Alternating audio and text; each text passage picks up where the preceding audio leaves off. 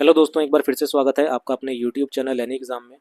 इस वीडियो में हम पंजाब, हरियाणा, चंडीगढ़ हाई कोर्ट में जो पीएन की रिक्रूटमेंट निकाली गई है उसके लिए कितने फॉर्म जो हैं वो फिल किए गए हैं, एक्सपेक्टेड फॉर्म कितने फिल किए गए हैं और क्या सेफ स्कोर आपके पास रहने वाला है अकॉर्डिंग टू सिलेबस और एग्ज़ाम पैटर्न, और एक्सपेक्टेड कट ऑफ क्या रहेगी, इसके बारे में बात करेंगे।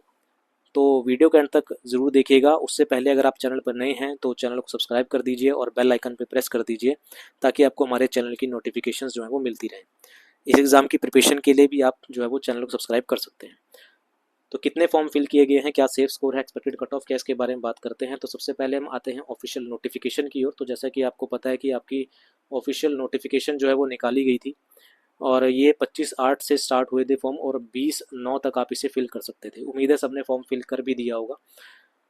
वैकेंसीज़ की बात करते हैं तो टोटल नंबर ऑफ वैकेंसी जो थी वो 300 निकाली गई थी। सबसे पहला फैक्टर तो यही है किसी भी कंपटीशन को बढ़ाने का कि नंबर ऑफ वैकेंसीज जो है वो अच्छी है, ठीक है। जर्नल की बात करते हैं तो जर्नल की 243 वैकेंसीज यहाँ पर निकाली गई हैं। अब जर्नल की कैटेगरी कहने का मतलब ये है कि इस जनरल कैटेगरी में ऑल ओवर इंडिया जो है वो कैंडिडेट अप्लाई करेंगे। 243 वैकेंसीज हैं जर्नल की, अच्छी खासी वैकेंसीज हैं। और इसमें आपके पास ये मान लीजिए कि पंजाब स्टेट से हो गए, हरियाणा स्टेट से हो गए, और आपके पास चंडीगढ़ के तो हैं ही हैं बच्चे, वो हो गए। और साथ ही साथ आपके पास आसपास की जो स्टेट है, यूपी हो गया, बिहार हो गया, आपके पास दिल्ली हो गया, आपके पास जो है वो हिमाचल प्रदेश हो गया। तो ये यहाँ के बच्चे भी जो हैं वो अप्लाई करेंगे। वैसे तो ऑल ओवर इंडिया इसमें अप्लाई करेंगे, लेकिन ज़्यादातर बच्चे इन आसपास की स्टेट के यहाँ पर रहने वाले हैं। तो एक फैक्टर तो यही है कि जनरल कैटेगरी में वैकेंसी ज़्यादा होने के कारण जो है कंपटीशन ऑटोमेटिकली यहाँ पर बढ़ जाएगा। ठीक है, 243 वैकेंसीज हैं तो कंपटीशन ये बढ़ाएगा। SC ST BC की बात करते हैं तो 30 है, एक्स सर्विसमैन की भी 15 यहाँ पर वैकेंसीज हैं। तो ये जो 30 वैकेंसीज हैं ये भी अदर स्टेट जो चंडीगढ़ की होंगे, आप आसपास के जो SST BC वाले हैं वो भी यहाँ पर फिल करेंगे। ठीक है, मेन तो आपका 243 जो जनरल कैटेगरी की है ये कंपटीशन को बढ़ाएगा। दूसरा जो है वो कंपटीशन क्या बढ़ाने वाला है आपके पास, ये आपका एज क्राइटेरिया। एज क्राइटेरिया 18 से कितना है, 35 साल का रहेगा। ठीक है ना। अमूमन देखा गया है कि गवर्नमेंट जॉब में जो 18 से 28 साल तक जो है वो एज मांगी जाती है, लेकिन इसमें जो है वो 18 से 35 साल की एज मांगी गई है। तो ये भी एक फैक्टर है जो कंपटीशन को यहाँ पर इंक्रीज करेगा और नंबर ऑफ फॉर्म्स जो फिल होंगे वो इन दोनों पे बेस यहाँ पर होने वाले हैं। दूसरा, आपके पास जो है वो 50 मार्क्स का जो है 50 क्वेश्चन जो है वो आने वाले हैं। नॉर्मल सा पेपर होगा, मॉडरेट पेपर होगा, ज़्यादा टफ नहीं होने वाला। टफ हो सकता है लेकिन कंपटीशन पे डिपेंड करता है। तो 50 क्वेश्चंस आएंगे। चंडीगढ़ जैसे शहर में जॉब है, ठीक है, और साथ ही साथ एक अनप्रेशरेबल जॉब है, ज़्यादा प्रेशरेबल जॉब नहीं है। तो ये भी कंपटीशन को बढ़ाएगा। तो मेरे अकॉर्डिंग जो है वो लगभग जो है वो 2 से 2.5 लाख फॉर्म जो है वो यहाँ पर फिल किए जाएंगे। एक वैकेंसी है ये, ठीक है ना, क्योंकि जो पिछली वैकेंसीज भरी गई थी CTU में वहाँ पर भी काफ़ी सारे फॉर्म जो थे वो फिल किए गए थे। और इस वैकेंसी के लिए तो जहाँ पर ऑल ओवर इंडिया से जो है वो फॉर्म अप्लाई होंगे और जनरल कैंडिडेट की वैकेंसीज ज़्यादा हैं, तो ये मान के चल सकते हैं कि यहाँ पर जो है वो 2 से 2.5 लाख मिनिमम फॉर्म जो है वो फिल किए जाएंगे। क्योंकि आगे बच्चे जो है वो फिजिकल के लिए भी सिलेक्ट करने हैं, ठीक है ना, फिजिकल के लिए भी सिलेक्ट होंगे बच्चे, तो वो भी एक फैक्टर है। तो 2.5 लाख मेरे अकॉर्डिंग जो फॉर्म जो है फिल होंगे, कम से कम 2 से 2.5 लाख के बीच में जो है फॉर्म यहाँ पर फिल किए जाएंगे। रजिस्ट्रेशन नंबर जो हमें मिलता है उसके अकॉर्डिंग आप नहीं बता सकते कि कितने फॉर्म फिल किए गए हैं। आगे बात करते हैं क्वालिफिकेशन। जैसा कि आपको पता है, अच्छा एक फैक्टर और है यहाँ पर इसको बढ़ाने का, क्योंकि इसके अंदर जो है वो जिन्होंने सिर्फ 8th कर रखी है वो भी होंगे, जिन्होंने सिर्फ 10th कर रखी है वो भी होंगे, जिन्होंने सिर्फ 12th कर रखी है वो भी होंगे। इसके अंदर जो अंडर ग्रेजुएट हैं वो बच्चे भी यहाँ पर फॉर्म को जो है फिल करेंगे, ठीक है ना। तो जिनकी अभी ग्रेजुएशन नहीं हुई है और ITI वाले भी यहाँ पर जो है वो फॉर्म को फिल करेंगे। तो काफ़ी सारे फैक्टर हैं यहाँ पर, 8th and 12th, under graduate और ITI वाले ये भी फॉर्म को यहाँ पर फिल करेंगे और ये फैक्टर भी है जो कंपटीशन को बढ़ाएगा। कुछ बच्चे ऐसे होंगे जिन्होंने 12th, जो अभी 33 साल के होंगे और इन्होंने 10th के बाद जो है ड्रॉप आउट कर दिया, तो वो चांस जरूर लेंगे इस वैकेंसी को लेने का, इस यहाँ पर एक जॉब पाने का, तो वो भी चांस लेंगे। तो बहुत सारे फैक्टर यहाँ पर मैटर कर जाते हैं। अगली बात है कि आपके पास ये आपका जो एग्ज़ाम पैटर्न है और सिलेबस जो है ये भी एक जो है वो इम्पॉर्टेंट फैक्टर है। जैसे मोड ऑफ सिलेक्शन की बात करें तो आपके पास 100 मार्क्स का पेपर होगा, 50 क्वेश्चंस आएंगे। इसमें मैं इसके बारे में अगर मैं बात करूं तो 50 क्वेश्चन आने हैं आपके पास और 50 क्वेश्चन आपके पास दो हिस्सों में बांटे गए हैं। एक है आपके पास GK, GS और करंट अफेयर, और एक है आपके पास कौन सा, मैथ। पहले मैथ की जगह इंग्लिश हुआ करता था, इसलिए कंपटीशन जो था वो थोड़ा ज़्यादा बढ़ जाता था, क्योंकि GK, GS, GE में ही बच्चे ज़्यादा पढ़ते थे। अब मैथ आ गया मैथ लगभग हर कोई बच्चा कर लेता है, थोड़ी सी प्रैक्टिस की ज़रूरत होती है, तो लगभग हर बच्चा कर लेता है। अब मैं एक्सपेक्टेड ये मान के चलते हैं कि 35 क्वेश्चन जो हैं वो जीके जीएस और सीए से करंट अफेयर से आएंगे और 15 क्वेश्चन जो है वो मैथ के रहने वाले हैं, क्योंकि मैथ यहाँ पर बोल दिया गया है न्यूमेरिकल एबिलिटी।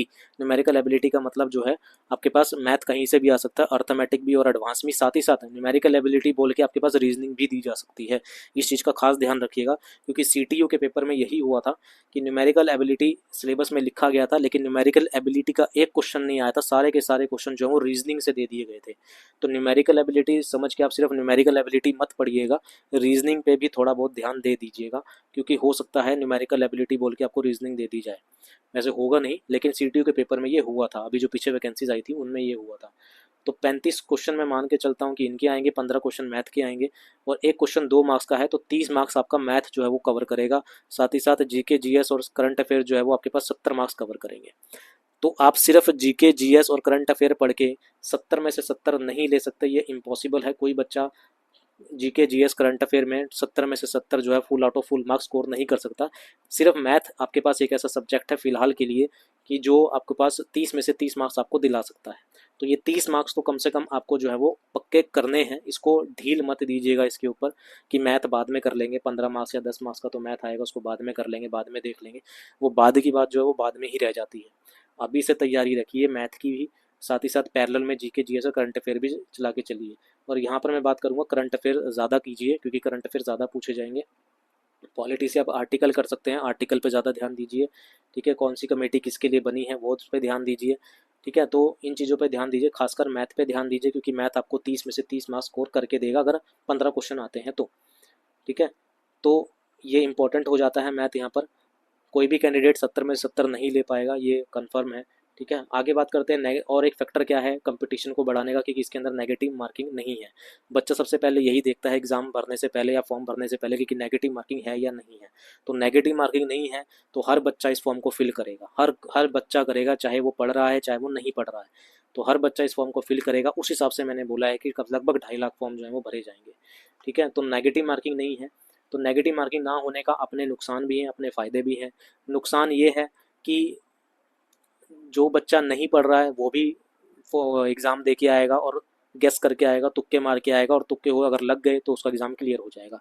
आपके पास फ़ायदेमंद ये है कि आप सारे क्वेश्चंस करके आएंगे, ठीक है। तो ये अलग नुकसान है, अलग फ़ायदे भी हैं इसके। 90 मिनट का पेपर होगा, ये आपके बता दिया। और जो बच्चा इसके अंदर रिटर्न में आएगा, जो भी क्वालिफाई करेगा, मान लो यहाँ पर जो है वो 10 गुना बच्चे लिए जाएंगे। मान लो 300 पोस्ट हैं, तो 300 का 10 गुना अगर हम बात करते हैं तो 3000 बच्चों को पहले बुलाया जाएगा। 3000 बच्चों को बुलाया जाएगा किसके लिए? आपके पास ये फिजिकल एंड्योरेंस टेस्ट के लिए बुलाया जाएगा। तो 3000 बच्चों में से आप ये मान के चल सकते हैं कि कुछ बच्चे ऐसे होंगे जो एग्ज़ाम देने जो है वो फिजिकल देने जाएंगे ही नहीं, ठीक है ना। कुछ बच्चे ऐसे होंगे जिनकी फिजिकल की तैयारी होगी नहीं, ठीक है ना। तो बहुत सारे फैक्टर हैं। कुछ ऐसे होंगे जो पहुँच नहीं पाएंगे टाइम पे। तो यहाँ पर बहुत सारी फैक्टर जो है वो मैटर करते हैं। तो 3000 से ज़्यादा ही बच्चे जो हैं वो बुलाए जाएंगे आपके पास, किसके लिए? फिजिकल एंड्योरेंस टेस्ट के लिए। सिर्फ 3000 पे गाड़ी आके नहीं रुकेगी, ठीक है, क्योंकि इनको जितने कैंडिडेट चाहिए फिजिकल के लिए उतने तो बुलाएंगे।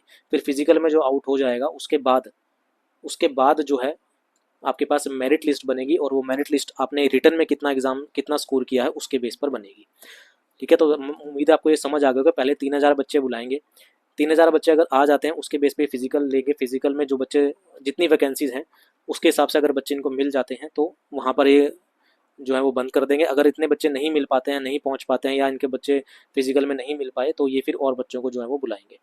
ये डिपेंड करता है आपके पास डिपार्टमेंट टू डिपार्टमेंट क्या रहता है। अगर मैं सेफ स्कोर की बात करूँ तो मेरे अकॉर्डिंग जो सेफ स्कोर है, नेगेटिव मार्किंग ना होने के कारण और कंपटीशन ज़्यादा होने के कारण, जो सेफ स्कोर है वो मेरे अकॉर्डिंग जो रहेगा वो 80 से 85 रहने वाला है, और ज़्यादा ही रहेगा। ये मैं आपको गैस बता रहा हूँ बस एक, क्योंकि बच्चे काफ़ी होंगे जो एग्ज़ाम देने नहीं आएंगे, कुछ पढ़ते नहीं हैं, कुछ सिर्फ गैस के बेस पे जो है वो पेपर देने जाएंगे। तो मेरे अकॉर्डिंग जो सेफ स्कोर है वो आप इतना मान के चल सकते हैं। इससे ज़्यादा ही सेफ करेंगे तो ज़्यादा ठीक रहेगा। लगभग 90 के करीब आपको जो है वो स्कोर करना पड़ेगा, क्योंकि बच्चा बहुत पढ़ता है, क्योंकि बेरोज़गारी इतनी है, बच्चा पढ़ रहा है, दिन रात पढ़ रहा है, ठीक है। तो एक छोटी सी जॉब के लिए भी बच्चा बहुत मेहनत करता है। तो उसके अकॉर्डिंग अगर देखें तो आपके पास जो है वो लगभग आपके पास 90 स्कोर आपको करना पड़ेगा, लगभग मैं बोल रहा हूँ। इसके बाद अगर बात करते हैं कट ऑफ की बात करें तो जर्नल की जो कट ऑफ है वो मेरे अकॉर्डिंग जो रहेगी, ठीक है ना। अगर मैं सेफ स्कोर को लेके चलता हूँ तो मेरे अकॉर्डिंग जो जनरल की जो कट ऑफ है, आप ये मान के चल लीजिए कि 80 से प्लस ही रहेगी, 80 से कम नहीं जाने वाली है। 80 से 85 के बीच में जो है वो जनरल की कट ऑफ रहने वाली है। एक मिनिमम कट ऑफ बता रहा हूँ, ये मेरा सिर्फ गेस है। तो 80 से 85 के बीच में इसके अंदर आप प्लस माइनस जो है वो 2 कर सकते हो। अगर ओबीसी की बात करते हैं तो ओबीसी और जनरल में ज़्यादा फर्क अब है नहीं है, तो आप ये मान के चल सकते हो कि आपके पास 79 से 83 तक जो है वो कट ऑफ रहने वाली है। किसकी? आपके पास प्लस माइनस 2 कर सकते हो ओबीसी की। एससी एसटी की अगर मैं बात करता हूँ तो इसकी जो कट ऑफ है आप मान के चल सकते हो कि आपके पास 80 तक ही जो है वो कट ऑफ यहाँ पर रहने वाली है, ज़्यादा नहीं आएगी। आपके पास 78 से 80 के बीच में जो है वो एससी एसटी की कट ऑफ रहेगी, क्योंकि कंपटीशन ज़्यादा है यहाँ पर नेगेटिव मार्किंग ना होने के कारण, क्योंकि बच्चे बाहर नहीं होंगे इसके में, ठीक है। तो ये आपके पास मेरे अकॉर्डिंग जो सेफ स्कोर है वो आपके पास ये रहेगा, और कट ऑफ मेरे अकॉर्डिंग जो है वो ये रहेगी, ठीक है। ये मेरे अकॉर्डिंग है, बाकी एग्ज़ाम पैटर्न पे डिपेंड, एग्ज़ाम जो पेपर का लेवल है उस पर डिपेंड करेगा कि और कितने बच्चे पेपर देने आए हैं, उस पर डिपेंड करेगा, कितनों ने क्वालिफाई करा उस पर डिपेंड करेगा। तो ये हम तो जब एग्ज़ाम हो जाएगा तब उसी के बाद ही बता सकते हैं, ठीक है। तो ये मेरे according expected cut off, safe score और आपके पास जो है वो नंबर ऑफ़ फॉर्म्स कितने भरे गए ये है। तो कंपटीशन ज़्यादा है, इसको हल्के में मत लीजिएगा। कंपटीशन ज़्यादा सिर्फ इसलिए है क्योंकि नेगेटिव मार्किंग नहीं है, वैकेंसीज अच्छी हैं, all over India candidate apply करेंगे, एज क्राइटेरिया ज़्यादा है, ठीक है। तो उम्मीद है ये वीडियो आपको बेनिफिशियल लगी होगी, आपको कहीं ना कहीं अंदाज़ा हो गया होगा कि आपको कितना पढ़ना है और अभी आप कितने पानी में है, ठीक है। और मैथ की वीडियोस के लिए आप चैनल को सब्सक्राइब कर सकते हैं। वीडियो पसंद आई हो तो लाइक शेयर और सब्सक्राइब जरूर कीजिएगा। मिलते हैं अगली अपडेट के साथ, अभी के लिए इतना ही। Thank you very much.